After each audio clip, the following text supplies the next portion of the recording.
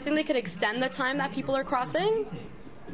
Instead of it's like 5 seconds that they're turning, maybe turn it to like 15, 20 seconds. It's a really short, advanced green for the left-hand turners. The Lakeshore light is like going straight. Yeah. It's longer than this, and that's why it's make like a lot of traffic over there.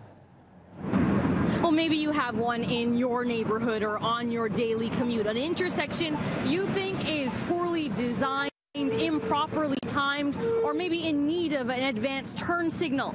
But in many municipalities, it could take months to conduct the studies and surveys needed to approve the change, and that leaves drivers stuck in traffic. That's why the city of Mississauga is hoping to make a change. As part of our City Commute series, we spoke with one Mississauga councillor about how they're trying to get ahead of the curve in order to keep up with growing congestion in their city. We've modeled every suggestion that anyone's ever given us just to check it, just to make sure, because traffic's it's a very complicated engineered science. If I change that traffic light, it affects every other traffic light along the chain. So we have a computer modeling system that we use. We don't experiment with traffic lights in the real world because it can be considerably dangerous. We're outfitting the entire city with fiber optics, and we've just instituted a smart traffic system. So the traffic system that we're instituted, when it's fully operational in the next 18 to 24 months, will be actually be able to sense what the traffic flow is, and actually adjust the lights in real time on the fly. Currently, it's 73% of people in Peel use cars and 27% use other modes of transit.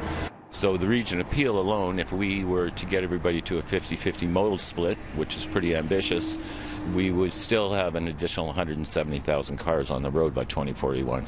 I chair the Growth Management Committee for the region of Peel, and by 2041 there'll be 800,000 more people just in the region of Peel alone. Tovey says Mississauga's Ward 1, which spans much of Port Credit along the Lakeshore, is home to nearly a quarter of the city's new developments. The city is currently conducting a 23-year study of the Lakeshore corridor to see how people move within that area.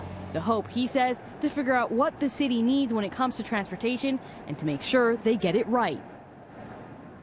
And Tovey says while Mississauga was a city built for the car, he believes that municipalities in the GTHA need to make a bigger investment in transit. And he also believes politicians should not be the final decision makers when it comes to building that transit.